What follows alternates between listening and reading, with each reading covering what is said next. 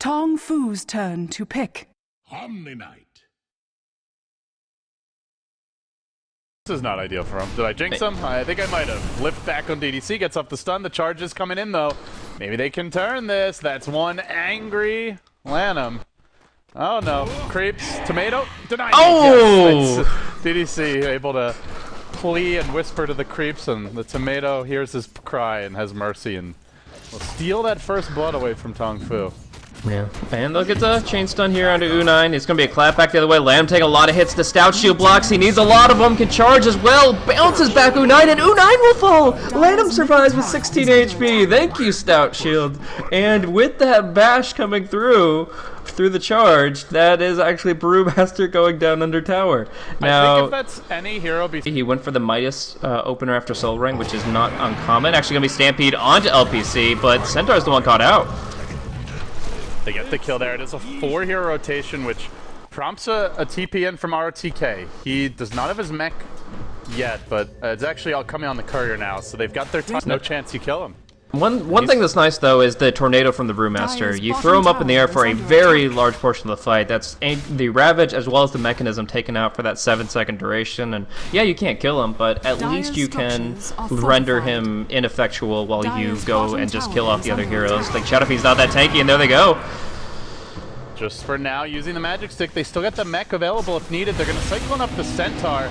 RTK will pop his mech, still his Ravage in flame with the zoning Requiem, driving TongFu back a bit as the Centaur tries to come in. He gets stunned initially by a boulder toss.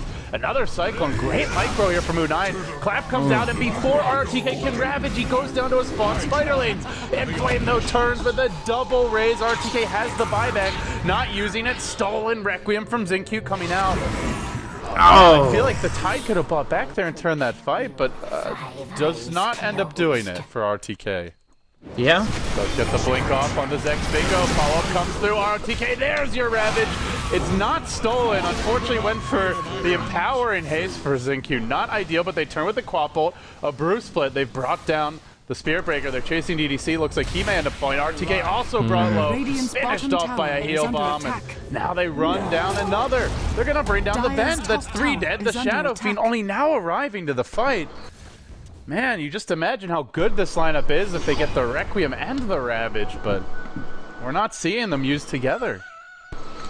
Nah, it just seems like, I mean, charging down, they didn't expect opposition. They expected a quick pick, and that's what they were ready for. And in Flame, actually getting jumped on in full, he'll get a nice Requiem off, but the Repel comes through, the rest of the damage is nullified, and it's gonna be... Look at that. That he almost killed 9 up on the high ground here. Oh. The ulti at the ready. Look who came blinking into 4. Gets ripped into the air. He'll cyclone himself. Oh, They're BKB. waiting.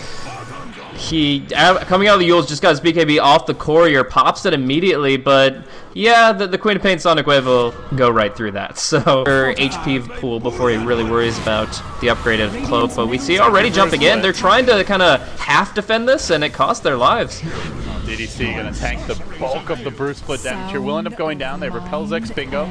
Will Cyclone RTK, and from the north comes a backstab attempted by enemy batches. LPC a bit here, but now the Omni-Knight on, and they're gonna turn onto the Cow and try to win this fight. They bring him down.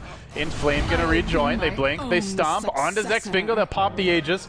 Requiem at the ready, not trying for Requiem on top of him. Does not have BKB. They do it with the Ravage and some raises. They'll get the kill. And now Zincu, Kinjay may end up being forced back here. There's your Yules. Dropping down that Brewmaster into a stomp, but the Dagon brings in Flame down to half health. They will let him go for now, though. Don't have much follow-up for that Dagon. Yeah, I mean... LPC, Rutro. We're not done yet. Swap. Back into tower, has a heal at the ready, and stun. Nope, still repelled. It's gonna wear off, but at a good time as he's able to wind his way around the tree line still. Your blink double edge coming, he repel dodges a stun, but it doesn't look like it's gonna matter. One more auto attack should get the job done, and indeed it will. Space creative though, I mean that is gonna be the entire respawn. Mosey into the pit, he forward, there's your Ravage fight. Wow! It hits on 1 or 2, but BKBs were popped here. The Brew, as well as the Quap, able to survive. Brew split goes out. King J not dying just yet. He gets into the web, and Flame's last auto attack missed because he faded in time. They've got nothing so far. Everybody on TongFu nearly finished off by this, and finally, there it is. They all start to crumble like a house of cards. But on the backside is King J. He'll zap 1. His Dagon's Koi down at 17. He might be able to start tasering a few additional heroes. There will be a TP out from your Brew back to the well. Man, everybody down to just hentai, and I'm pretty happy about that. Bottom lane. Chase goes on to ZYF. He'll pop the Stampede and retreats out. Coming from the rear is Inflame. Now he blinks over the creep wave, but gets isolated a bit. They force, lift him, drop him back down again, dropping low off the bat. The Quapple gonna instantly pop your Aegis. Able to burst him with very low commitment here, and now a charge forward. The Cow going deep, but really wants LPC. That's the hero to focus. Get that pesky Omni Knight out of my fight, says Inflame and friends, and they'll bring down 1. The Brew will split. King J forced back. As the Brew split is going to be mostly dealt with, forcing it back towards the high ground here. TongFu gonna lose their tier 2 bottom. Now the question becomes, do they go high ground? They've got Ravage. They may try for it. Wait, stop again. They get King J this time. Doesn't have the buyback. Dead for a minute. Mega kill streak down. This could be a lane of Rax. EHOME might be able to 2-0 TongFu here. They're getting close, Blaze. They will tank a full Queen of Pain ultimate. 4 heroes affected, but they just keep on trucking. They'll bring down the tower. They're working on the Rax, and TongFu in a matter of moments may have just fallen apart after that Roche fight. Now the charge coming out. Xingqiu stealing Stampede. He runs out of the Ravage range, but he still gets caught by the charge. You can't run from the Cow. They've lost 3. Omni Knight just respawning. It's going to be a 5th down over the course of the past fight and a half, and EHOME maybe even just going through. No, okay, GG. There you go. Both of these games with very abrupt endings. Just one fight and all of a sudden it's okay, well, we lost.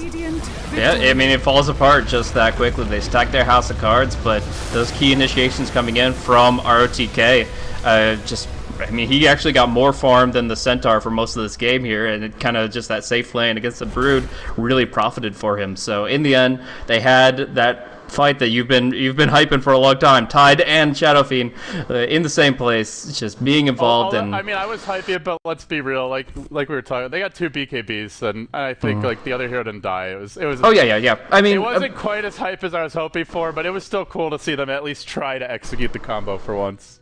Yeah, and I mean, imagine if they didn't go for those BKBs. Those all came out about the same time, and they saved their lives 2 or 3 times, but the